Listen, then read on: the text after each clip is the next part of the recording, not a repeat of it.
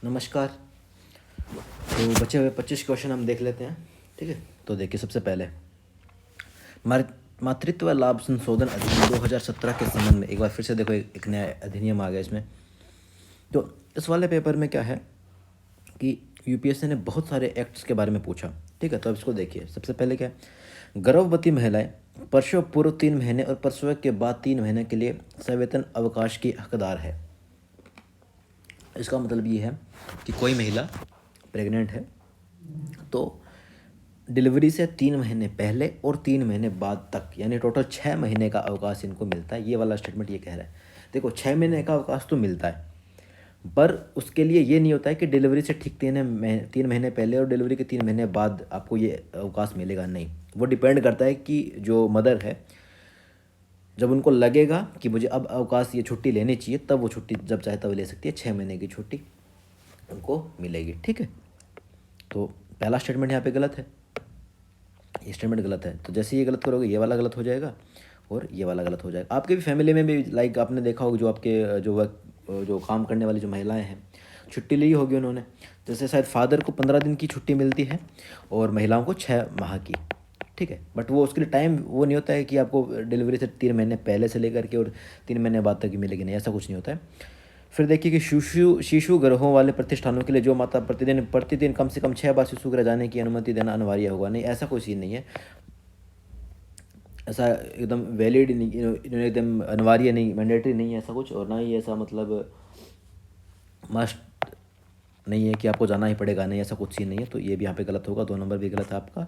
और 2 बच्चों वाली महिलाओं को न्यूनीकृत हक मिलेगा। 2 बच्चों वाला सीन है तो ठीक है, मिलता ही है, तो इसमें केवल 3 सही हो जाएगा। ठीक है, तो बस ये ध्यान रखना कि जो मातृत्व लाभ संशोधन अधिनियम 2017 है, उसमें मतलब ये 6 महीने की छुट्टी मिलती है माता को। वो अपनी सुविधा के अनुसार जब चाहे छुट्टी ले सकती है। ठीक है, विश्व बैंक के कारोबार सुगमता सूचकांक, ईज ऑफ डूइंग बिजनेस जो है कि उप सूचकांक नहीं है, तो वो देखना है। तो कानून व्यवस्था को बनाए रखना, टैक्सेशन, बिजनेस की बात और टैक्स की बात ना हो, ऐसा तो हो नहीं सकता, ये तो नहीं होगा। संपत्ति का पंजीकरण, रजिस्ट्रेशन, ये भी बिल्कुल ही होता है। बिजनेस कर रहे हो आप, अपनी प्रॉपर्टी का रजिस्ट्रेशन नहीं करोगे तो कैसे बात बनेगी, तो ये भी होगा। और निर्माण परमिट संबंधी कार्य करना, तो ठीक है। जो डीलिंग विद जो कंस्ट्रक्शन परमिट्स है वो वगैरह बिजनेस में, तो ऑब्वियस सी बात है कि अनिवार्य होता ही है, तो ये भी सही है। कानून वानून का मामला जो पुलिस और प्रशासन का मामला होता है, ईज ऑफ डूइंग बिजनेस, इसका कोई संबंध नहीं है। ओके, अब आइए आगे।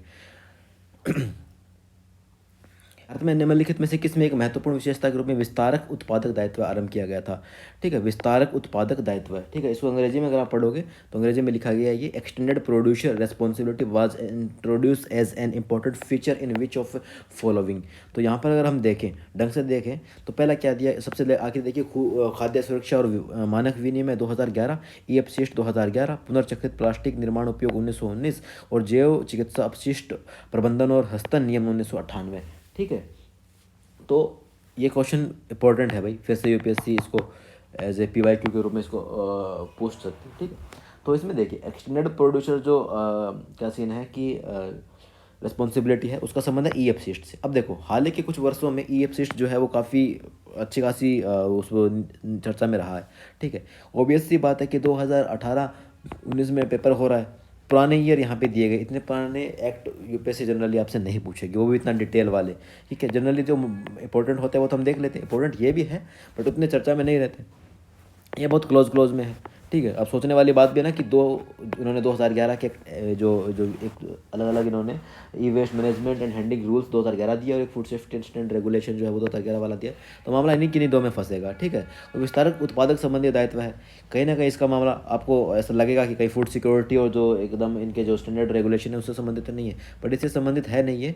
ई अपशिष्ट और प्रबंधन हस्तांतरण नियम जो है उससे संबंधित है। इन फ्यूचर के लिए अगर इस साल ये पूछ ले तो उसके लिए इसको याद रखोगे आप लोग। ठीक है, अब देखिए फिर वही वाली बात, इसमें एक चीज़ बताऊंगा कि एफसीआई जो है उसके लिए खजानों की आर्थिक लागत में न्यूनतम एमएसपी और किसानों को भुगतान के लिए बोनस यदि कुछ है के साथ साथ और क्या क्या शामिल है। ठीक है, तो एफसीआई के लिए जो खजानों की जो आर्थिक लागतों के लिए जो एमएसपी मिलता है, उसके साथ साथ किसानों को भुगतान के लिए जो अगर बोनस अगर उसमें है के अलावा क्या क्या मिलता है, तो देखो, केवल परिवहन लागत या केवल ब्याज लागत, प्रापण प्रासंगिक प्रभार और वितरण लागत, या फिर प्रापण प्रासंगिक और गोदाम ओके प्रभार। तो देखिए इसको अंग्रेजी में देखिए, अंग्रेजी में लास्ट दो वाले देखिए, एक तो प्रोक्योरमेंट इंसिडेंटल्स एंड डिस्ट्रीब्यूशन कॉस्ट। ठीक है, डिस्ट्रीब्यूशन कॉस्ट भी है इसमें, और procurement incidental and charges for godown. भाई वो अपना सामान रखने के लिए गोडाउन में चार्जेस क्यों लेगा, क्यों देगा भाई, क्यों देगा वो? ऑब्वियस सी बात है ना, क्यों ही देगा पैसा अपना सामान रखने के लिए एफएसआई को, ठीक है। तो गोदामों के प्रभार का ऐसा कोई चार्ज वार्ज नहीं होता है, ठीक है। और क्योंकि फिर मैंने पहले भी कहा था कि जब दो दो एक तरह के स्टेटमेंट आपको दिखे तो मामला उन दोनों में कहीं फंसेगा। तो ऑब्वियस सी बात है कि एमएसपी मिलता है, बोनस मिलता है, इसके साथ साथ प्रापण प्रासंगिक प्रभार और वितरण लागत तो दोनों ही मिलती है, ठीक है। भाई सामान रखने का कोई पैसा क्यों देगा भाई, नहीं देगा ना, तो ये वाला गलत हो जाएगा, इसमें सी आपका सही हो जाएगा। इसके बाद में ये किसी भी देश के संदर्भ में निम्नलिखित में से किसी उस देश की सामाजिक यानी सोशल कैपिटलिज्म के रूप में समझा जाएगा। यूपीएससी हमेशा इस तरह के क्वेश्चन पूछती है, ठीक है, आप इसको याद रखोगे। इसमें जो आपका जो समाज में आपसी भरोसे और सामंजस्य का जो स्तर है उसे सोशल कैपिटलिज्म के से जाना जाता है। अब देखो इसमें जनसंख्या में साक्षरों का अनुपात, इसमें भवन वगैरह ये तो होगा नहीं, कार्यशील समूह में जनसंख्या का आमाप, ठीक है, ये भी नहीं होगा। इसमें सोशल की बात हो रही है, सोशल यानी समाज, सोसाइटी का जहाँ पे वर्ड जहाँ भी आपको दिखे उसको लगा के आओ, ठीक है। और ठीक है, सोशल, और यहाँ पे किसकी बात हो रही है, सोसाइटी की, ओके, ठीक है। अब आ जाओ आगे। भारत के संविधान के संदर्भ में निम्नलिखित कथनों पर विचार कीजिए। किसी भी केंद्रीय वेदी को संवैधानिक रूप से अवैध घोषित करने के लिए किसी भी उच्च न्यायालय की अधिकारिता नहीं होगी। कोई भी केंद्रीय वेदी है उसको संवैधानिक रूप से अवैध घोषित करने के लिए, संवैधानिक रूप से, ठीक है, सांवैधिक और संवैधानिक में फर्क हो, संवैधानिक रूप से उसको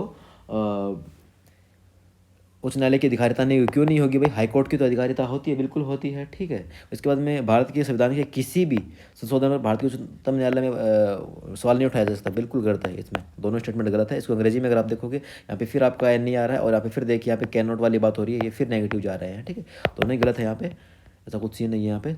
तो इस तरह से इसका आंसर जो होगा आपका डी हो जाएगा। इसके बाद में देखिए परचेजिंग पावर पैरिटी जो है, देखिए क्या है कि यूपीएससी का फेवरेट है, ये वाला वर्ड तो पूछती रहती है। विनिमय दरों की गणना विभिन्न देशों में एक समान वस्तु और सेवाओं के मूल्य की तुलना पर की जाती है। तो ठीक है, पॉजिटिव स्टेटमेंट है और सही स्टेटमेंट भी है, ठीक है, की जाती है। और पीपीपी डॉलर के संदर्भ में भारत विश्व की छठी सबसे बड़ी अर्थव्यवस्था, जो कि अपने आप में पूरी तरह से गलत है, एक फैक्ट भी है और ये गलत भी है, ठीक है। ये थर्ड लार्जेस्ट था, इतना पीछे भी नहीं है इंडिया, तो इसमें केवल एक हो जाएगा, ठीक है। अब आइए आगे। पिछले कुछ 5 वर्षों में लगातार खरीफ की फसल की खेती के संदर्भ में निम्नलिखित कदमों पर विचार कीजिए। धान की जो खेती के अंतर्गत, ठीक है, धान की खेती के अंतर्गत क्षेत्र अधिकतम है, पहला स्टेटमेंट ये है। दूसरा, ज्वार की खेती के अंतर्गत क्षेत्र तिलहनों की खेती के अंतर्गत तुलना में अधिक है। कपास की खेती का क्षेत्र गन्ने की खेती के क्षेत्र में अधिक है। गन्ने की खेती के अंतर्गत क्षेत्र निरंतर घटा है, देखो निरंतर घटा है। ऐसे वर्ड जहाँ कहीं भी आए, स्टेडली, ये स्टेडली है, स्टेडली डिक्रीज्ड, तो ये गलत होता है, क्योंकि ऐसा नहीं है। लाइक ग्राफ ऐसे काम करता है, किसी वर्ष ज़्यादा होगा, किसी वर्ष कम हो जाएगा, फिर ज़्यादा, फिर कम, ऐसे ग्राफ काम करता है। तो जैसे ही आप 4 नंबर को काटोगे, 1 और 3 आपका सही हो जाएगा कि धान की खेती के अंतर्गत क्षेत्र सबसे अधिकतम है और कपास की तुलना में के क्षेत्र, खेती का क्षेत्र है, गन्ने की खेती के क्षेत्र में तुलना से अधिक है। तो ऑब्वियस सी बात है, कपास का तो वैसे भी अधिक है। आप इसको भी सही मान के भी कर सकते हो, जिसमें ये नहीं होगा, बाकी आप अपने मतलब अपने तरह से एलिमिनेट आप कर सकते हो इसमें, ठीक है। और ज्वार की अपेक्षा ऑब्वियस सी बात है तिलहनों का उत्पादन भारत में ज़्यादा होता है, तो ये 2 नंबर वैसे ही गलत हो जाएगा। तो 2 भी अगर गलत करोगे आप, तो वह तब भी आपका यहाँ पे कौन सा आंसर आ रहा है, 1 नंबर जो आंसर है वो वैसे आ जाएगा, ठीक है। अब इसके बाद में आइए कि भारत द्वारा आयातित कृषि जिन्सों में पिछले 5 वर्षों में निम्नलिखित में किस एक के मूल्य का आधार अधिकतम रहा है, ठीक है। तो फेवरेट है यूपीएससी का, ये पूछती है, तो वेजिटेबल्स ऑयल जो है उसका जो है वो अधिकतम आयात रहा था, ठीक है, ओके। राज्य व्यवस्था के संदर्भ में निम्नलिखित कथनों में से किसी एक को आप स्वतंत्रता की सर्वाधिक उपयुक्त व्याख्या, यानी कि स्वतंत्रता को अच्छे से वेल डिफाइन करता है, तो खुद को पूर्णतः विकसित करने का जो अवसर है, तभी तो आदमी स्वतंत्र होगा, तभी तो ऐसा कर पाएगा, ठीक है। तो डेफिनेशन बेस्ड क्वेश्चन होते हैं, और आपको इसमें सिर्फ समझने वाली बात इतनी सी है इसमें कि जो अच्छे से डिफाइन कर रहा है जो वाला स्टेटमेंट, यहाँ पर आपको उसी के साथ जाना है, ओके। अब आइए आगे। भारतीय रुपए की गिरावट को रोकने के लिए निम्नलिखित में से कौन सा एक सरकार या फिर रिजर्व बैंक द्वारा सर्वाधिक संभावित उपाय नहीं है, ठीक है। तो देखते हैं इसमें कौन सा है। तो सरकार क्या करती है भाई, एक जो, अब देखो कि गैर जरूरी वस्तु के आयात पर नियंत्रण और निर्यात को प्रोत्साहन, ये तो अच्छी बात है, ये तो करेंगे। मसाला बॉन्ड जारी करना, ठीक है, ये भी एक अच्छा है, उधारकर्ताओं को रुपये मतलब करके मसाला बॉन्ड जारी करना प्रोत्साहन, ये भी एक पॉजिटिव चीज़ है, ये भी एक पॉजिटिव चीज़ है।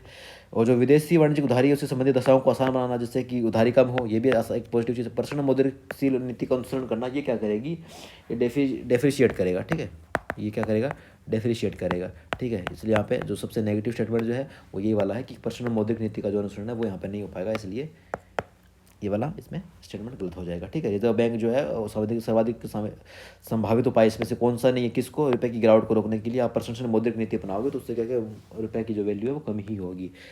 अब आगे देखिए, storage of payment system data, भुगतान प्रणाली आंकड़ों के भंडारण के संबंध में भारतीय रिजर्व बैंक के हाल का जो निर्देश, जिसे प्रचलित रूप से डेटा डिक्टेट के रूप में जाना जाता है, भुगतान प्रणाली प्रदाताओं को समादेशित करता है। ठीक है, अब देखिए, अब इसमें सीन क्या है कि देखो मैं इसमें आपको एक चीज़ बताता हूँ। ये क्या है कि जो storage of payment system data के संबंध में रिजर्व बैंक का जो हाल ही का जो निर्देश है, जिसने प्रचलित रूप से डेटा डिक्टेट के रूप में जाना जाता है, क्या किया है कि इसने भुगतान प्रणाली प्रदाता या जो पेमेंट सिस्टम प्रोवाइडर जो है उनको समादेशित करता है कि वे सुनिश्चित करेंगे कि उनके द्वारा संचालित भुगतान प्रणालियों से संबंधित समग्र आंकड़े एक प्रणाली के अंतर्गत केवल भारत में भंडारित किए जाएंगे। तो बहुत जो ऑब्वियस सी बात है कि भारत का डेटा तो भारत में रहेगा ना, तो ऑब्वियस सी बात है, बहुत सही स्टेटमेंट है। जिसमें एक नहीं है उसको काटो, अब इसको एक को काट, केवल 3 तो नहीं होगा। वे यह सुनिश्चित करेंगे कि इन सार्वजनिक प्रणालियों का समावित्व और संचालन सार्वजनिक क्षेत्र के उद्यम ही करेंगे। भाई ऑब्वियस सी बात है ना, ये काम जो है देखो इसको अंग्रेजी में पढ़ो आप, क्या लिखा गया है कि they shall ensure their system are owned and operated by public sector. नहीं, सरकार करेगी ना, सरकार का काम है ना ये, पब्लिक सेक्टर के इंटरप्राइजेस क्यों करेंगे इतना क्या बोलते हैं इसको, सेंसिटिव जो डेटा है उसको जो पब्लिक सेक्टर की जो एंटरप्राइजेज है वो क्यों उसको कंट्रोल करेंगे। 2 नंबर यहाँ पे गलत होगा, जैसे आप 2 गलत करोगे, 2 गलत करोगे, 1 नंबर आपका सही हो जाएगा। हम तीसरा स्टेटमेंट पे देख लेते हैं कि वे कैलेंडर वर्ष की समाप्ति तक भारत के सीएजी को समेकित प्रणाली लेखा प्रेक्षक रिपोर्ट जो है वो प्रस्तुत करेंगे। ठीक है, कैलेंडर वर्ष की समाप्ति यानी कि दिसंबर की बात हो रही है। और आपने देखा है कि कभी ऐसा होता है कि लाइक दिसंबर में ही कोई रिपोर्ट प्रस्तुत की जाएगी ऐसा वैसा। ठीक है, मार्च एंड लिखा होता, मान लीजिए कि यहाँ पे मार्च एंड लिखा होता तो एक बार को गलत मान भी लेते, ऐसे ही मान भी लेते। यहाँ पे लिखा कैलेंडर वर्ष में, और जनरली ऐसा आपने कभी पढ़ा ही नहीं होगा कि दिसंबर माह के अंत में इस तरह की जो इकोनॉमी से रिलेटेड जो रिपोर्ट है वो सब रिपोर्ट सौंपी जाती है। नहीं भाई, मार्च, क्योंकि मार्च एंड होता है, उसके बाद में नया साल वित्तीय जो वर्ष है वो शुरू होता है, तो वहाँ पर फिर भी हम मान लेते हैं कि सही गलत वाला मामला ठीक है। पर वैसे ठीक है, ये वाला नहीं हो, कैलेंडर वर्ष की समाप्ति का मतलब होता है नवंबर दिसंबर की बात होती है। 3 नंबर आपका वैसे यहाँ पे गलत हो जाएगा। ठीक है, अब आइए आगे, निम्नलिखित में से किसने अपने डेटा प्रोटेक्शन और प्राइवेसी के लिए सामान्य data general data protection regulation नामक एक जो कानून है अप्रैल 2016 में अपनाया और 26 मई को कार्यान्वयन शुरू किया। तो इसमें जो यूरोपियन यूनियन जो है, यहाँ पे आंसर हो जाएगा। देखो सीन यहाँ पे क्या है, यूपीएससी क्या है कि यूपीएससी ने आपको मतलब यहाँ पे कहीं भी यूपीएससी ने ये नहीं लिखा कि उस देश ने ये, ठीक है, तो यूपीएससी यहाँ पे हिंट दे रही है क्योंकि देश तो तीनों हैं। बट अगर देश लिख देता तो ऑब्वियसली बात है वो यूरोपियन यूनियन नहीं लिख पाता यहाँ पे। अगर यूरोपियन यूनियन लिखना है तो यहाँ पे ऊपर देश नहीं लिखना पड़ेगा, इसलिए तो इसका जो आंसर है वो यही जाएगा ना, क्योंकि यूरोपियन यूनियन ने ऐसा किया था, general data protection regulation act वो लेकर के आए थे। ठीक है, और जो यूरोपियन यूनियन है वो वैसे भी यूपीएससी का फेवरेट है। तो सोचने वाली बात ये होती है कि यूपीएससी आपको खुद अपने आप से क्या हिंट देती है। ठीक है, यहाँ पे किसी देश का नाम नहीं, यहाँ पे देश वर्ड यूज़ नहीं किया कि किसने लिख दिया, उन्होंने इसने कहा कि किस देश ने। अगर ऐसा लिखा होता तो ये तो ऑटोमेटिकली गलत हो जाता, इसने कहा कि किसने, इसका मतलब कहीं ना कहीं बात फंस रही है आपकी यूरोपियन यूनियन में। ठीक है, तो इस तरह से हो जाएगा सही आपका। हाल ही में भारत ने 2018 की बात है तो किसने नाभिकीय क्षेत्र में सहयोग के प्राथमिकीकरण और कार्यान्वयन हेतु एक कार्य योजना नामक सौदे पर हस्ताक्षर किया। तो देखो नाभिकीय वगैरह का मामला जनरली रूस के साथ रहता है भारत का। ठीक है, तो आपको अगर नहीं भी आ रहा तो आप हमेशा रूस के साथ ही जाओ। ओके, स्पेशली न्यूक्लियर मामले में। किसी अर्थव्यवस्था में मनी मल्टीप्लायर निम्नलिखित में से किसके साथ साथ बढ़ता है। ठीक है, आपको एक चीज़ बताता हूँ मैं, देखो अगर जनता की जो बैंकिंग आदतों में वृद्धि होगी तो वो एज ए मल्टीप्लायर जो है इसके साथ ये वाला सीन है मुद्रा गुणक के रूप में काम करेगा। ठीक है, देखो सीआरआर अगर जहाँ पे बढ़ रही है तो एसएलआर भी बढ़ेगा। सीआरआर अगर कम बढ़ रहा है तो एसएलआर भी बढ़ेगा, सीआरआर अगर घट रही है तो एसएलआर भी घटेगा। ठीक है, तो पहला क्या है सीआरआर और ये क्या है एसएलआर, तो ये दोनों तो होगा नहीं, क्योंकि ये या तो क्योंकि यहाँ भी वृद्धि की बात कर रहा है और एसएलआर में भी वृद्धि की बात कर रहा है, यानी कि सीआरआर भी बढ़ रहा है और एसएलआर भी बढ़ रहा है, तो दोनों या तो साथ में सही होंगे या दोनों साथ में गलत होंगे। तो एग्जामिनर ने आपको हिंट दी कि भैया ये दोनों तो मत करना। अब जनता की बैंकिंग आदतों में वृद्धि होगी तो ऑब्वियसली बात है कि देश का जो इकोनॉमी है वो ऑब्वियसली बात है मजबूत होगा ना, पैसा बैंक में आएगा, बैंकिंग सेक्टर में आएगा। ठीक है, वहाँ से सरकार इजीली काम भी कर पाएगी। और फिर increase in the population of the country, obviously बात है तो नेगेटिव है ना, बढ़ती हुई जनसंख्या कहाँ कोई ठीक है, वो इसलिए कह सकते हो कि कार्यशील जनसंख्या बढ़ रही है, ये एक अच्छी बात है। देश की जनसंख्या में वृद्धि हो रही है भाई, हो सकता है वो चरगधा के रूप में बढ़ने लगे तो फिर तो दिक्कत होगी ना। तो ये भी कोई वो सही स्टेटमेंट नहीं है, यहाँ पे गलत हो जाएगा। जनता की बैंकिंग आदतों में वृद्धि है, ये वाला स्टेटमेंट यहाँ पे सही है। देखो यूपीएससी ना जनरली ऐसे स्टेटमेंट देगी आपको, आपको लगेगा यार ये वाला तो उसमें नहीं होना चाहिए इसमें, बट बहुत जनरल स्टेटमेंट होगा, वही जनरली सही जाता है। अभी एक ऊपर हमने क्वेश्चन किया था, अभी मैं बताता हूँ आपको, ठीक है। तो टेक्निकल आंसर आपको नहीं मिलेगा, पर आप बहुत जब डीप में जाकर के सोचें तो तब यहाँ पे टेक्निकल चीज़ें आती है, बट आपको जनरली सोचना है कि हाँ आदतों में वृद्धि करोगे तो ये वाला मामला होगा, ठीक है। जैसे इस वाले मामले में भी यही हुआ था 86 में।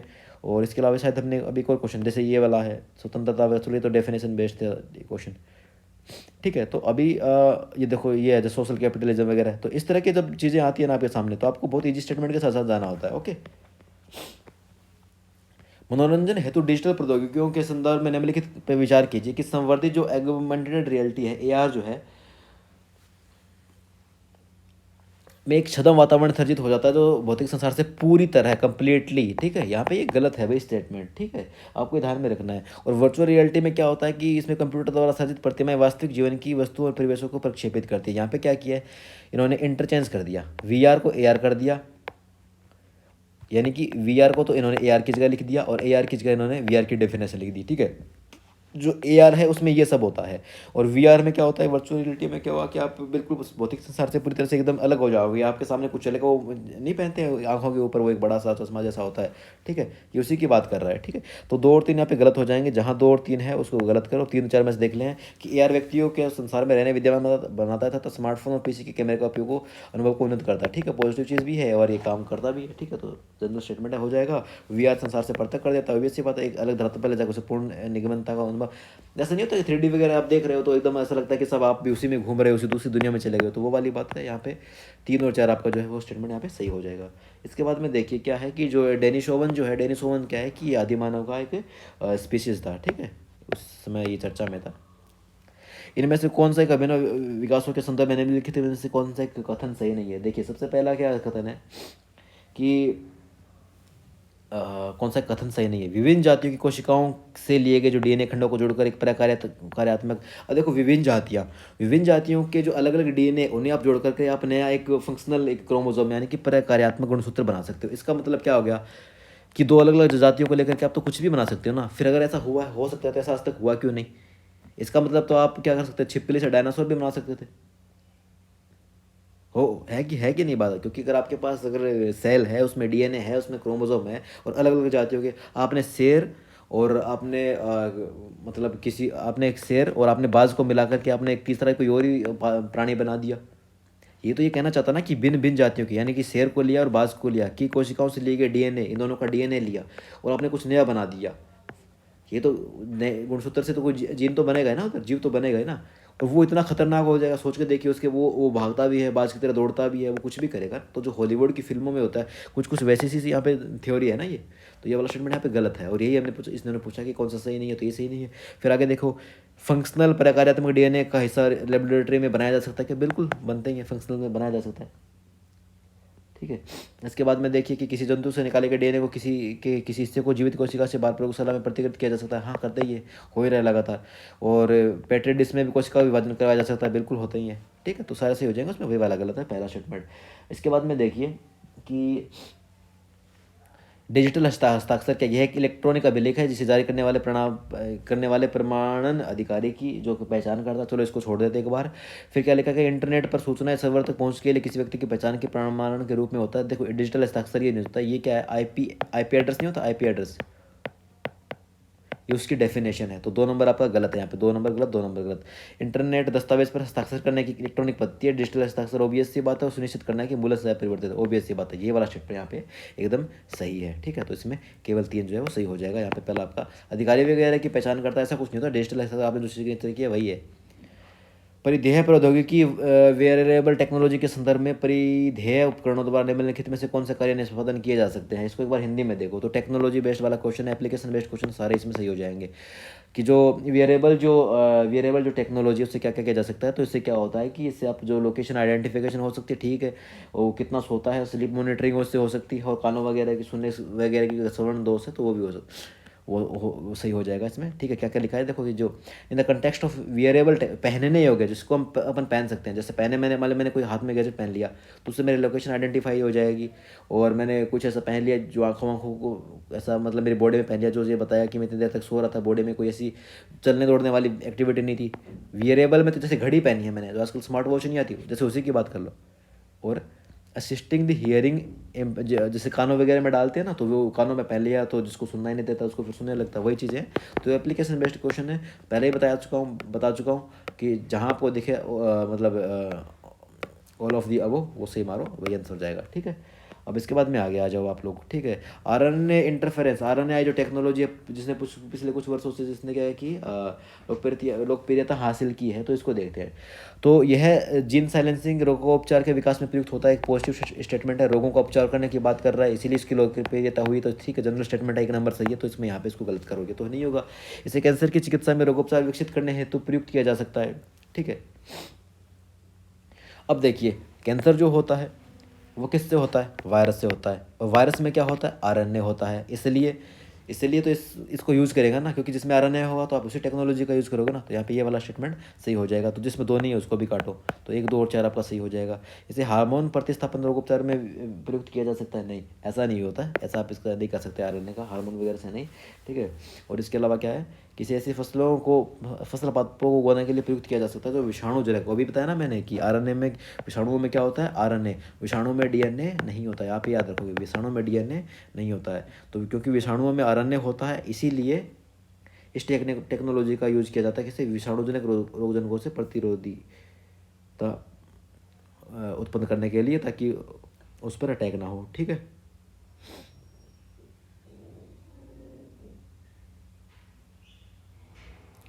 एक मिनट रुकिए।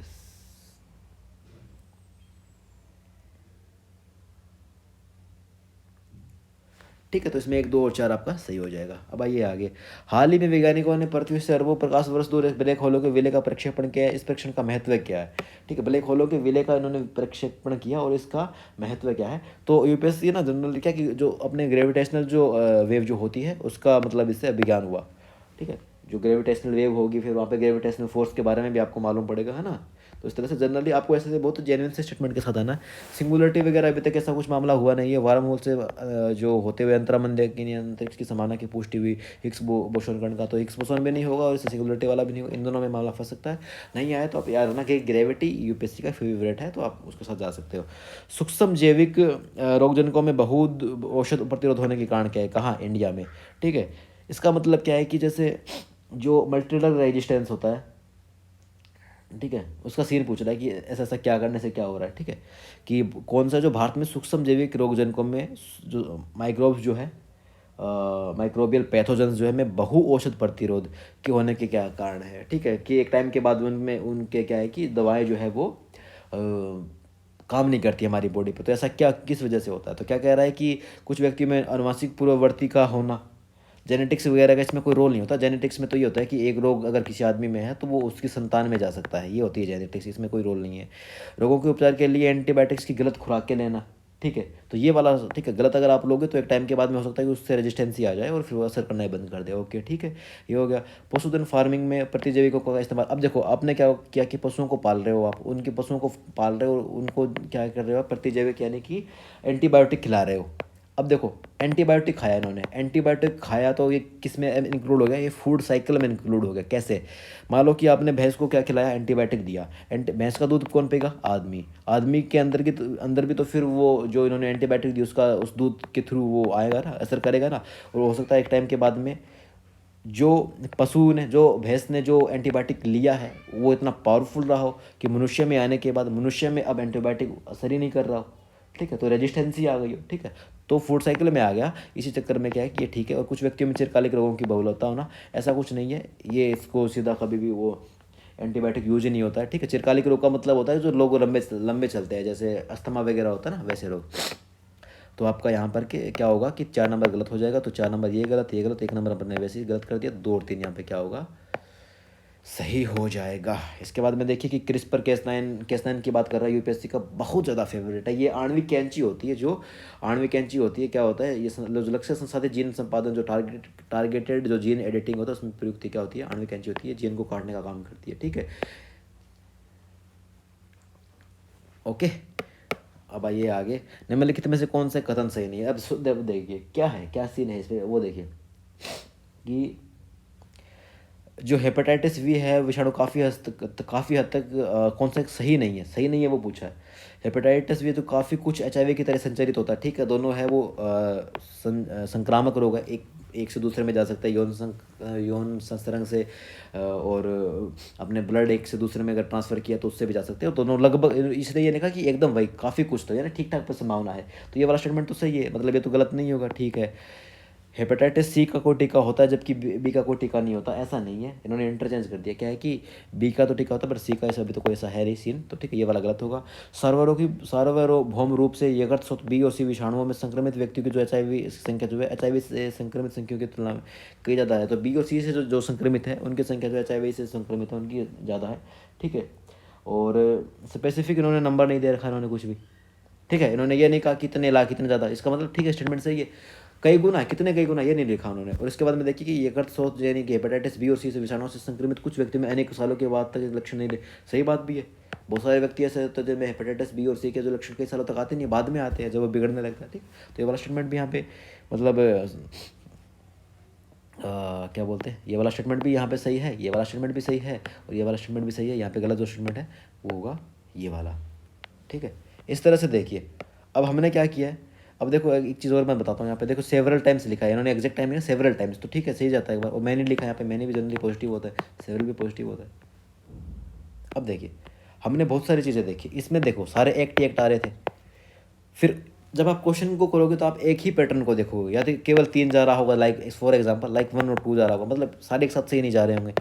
लेकिन आप लोगों ने फिर देखा होगा, एक चीज़ और मैं बताता हूँ आपको, जैसे क्या ये कि आपने इसमें जैसे एक्ट है, फिर इसके बाद देखिए कैन है वो सही जा रहा था, पॉजिटिव जा रहा था, कैन नॉट जो है वो नेगेटिव जा रहा है। ठीक है, गलत हो रहा है। एनी है वो गलत हो रहा है। लिखा है कि भारत के संविधान में, तो वो भी गलत हो रहा था। इसके बाद में देखिए आप लोग कि जहाँ पे चांसेस बन रहे हैं, जहाँ पे संभावना बन रही है, संभावना जहाँ जहाँ बन रही थी वो सारे सही हो रहे थे। ठीक है, इसके बाद में देखिए क्वेश्चन रिपीट भी हो रहे थे, क्वेश्चन रिपीट हो रहे थे ना। ठीक है, इसके बाद में मैं अगर बात करूँ तो डेफिनेशन बेस्ड काफ़ी क्वेश्चन थे। तो जनरली हम लोग जो कुछ भी पढ़ रहे हैं मामला वहीं से ही बैठ रहा है। तो इसका मतलब क्या हुआ कि एग्जामिनर भी उसी चीज़ को क्या कर रहे हैं, फॉलो कर रहे हैं। अब अगर वो ऐसी चीज़ को फॉलो करे तो हमारी नैतिक जिम्मेदारी बनती है कि हम उसको कई बार करें, क्योंकि अगर देखो अभी मैंने करवा दिया तो आपको लगेगा कि अरे सारे क्वेश्चन मेरे इतना आराम से कर लिए, मैं तो सारी चीज़ें नहीं होंगे ऐसे। भाई आपको टाइम लगेगा इसमें सीखने में, इसलिए 18 से 23 के तो एकदम घोट के पी जाओ, कम से कम 10-10 बार क्वेश्चन पेपर जो है। ठीक है, और तैयारी करते रहो, लगातार करते रहो, सिलेक्शन बिल्कुल होगा, बिल्कुल 100 नंबर आएंगे आपके अगर आप तैयारी कर रहे हो तो। ठीक है, तैयारी नहीं कर रहे हो तो भाई आप फिर बंदा 10वीं का पेपर भी नहीं दे पाएगा ढंग से। ठीक है, वहाँ भी दिक्कत हो जाएगी। ठीक है, तो तैयारी करते रहो, फिर सिलेक्शन आपका डेफिनेटली होगा, बिल्कुल होगा, इसी साल होगा। ठीक है, हम सब साथ ठीक है मेहनत कर रहे हैं, करते रहेंगे। ओके, तो चलिए धन्यवाद, अगली वीडियो मिलता हूँ।